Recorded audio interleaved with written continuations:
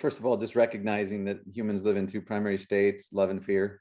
That's the dichotomy, the dark, the light, and the arguments that they bring forward are absolutely legitimate from a place of fear. Gosh, what if, what if people have these and have bad trips? Yeah, that's going to happen. Gosh, what if people have these and aren't able to continue to function in this system like they were? Yeah, that's going to happen. And so, but well, I won't say the but because I'm steel man.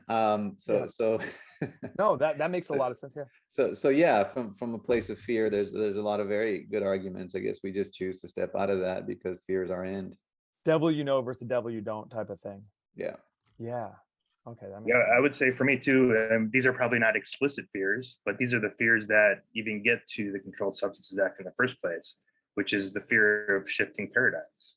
Like, I'm sure you heard the quote by John Ehrlichman, I believe his name was. Yeah, Basically saying that, we knew that drugs weren't bad, but we wanted to go after the anti-war and we wanted to go after Black and brown communities. And this was the way to arrest their leadership and these types of things, because they were offering a perspective that was contrary to the dominant paradigm.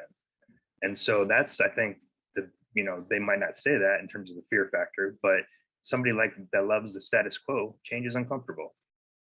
Like, oh, I got to shift and realize there's another way to view the world. Oh, I don't want to do that, So I think that's something too that maybe isn't explicitly talked about, but I would say it'd be an underlying thing of change sometimes takes a little bit of work. It takes some effort. Status quo is really easy. You just kind of pedal along and you're kind of carried on by the river of the status quo. But we're really asking for something a little different. So I would say that would be one thing.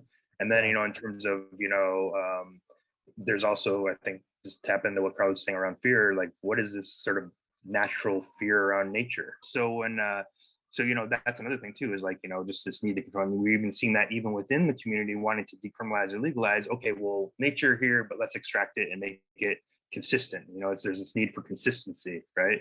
And these are notoriously unpredictable. You can have one experience that maybe doesn't even have much of experience, and another experience where you're like, wow, I really viewed some things that I, hadn't expected. We like predictability. So, as a Western society, so to speak. So I think there's a couple of unspoken fears and concerns that people have, but maybe those aren't things that people would, openly talk about because it really suggests that, oh yeah, I'm, totally invested in this status quo and I don't want change because I benefit from it,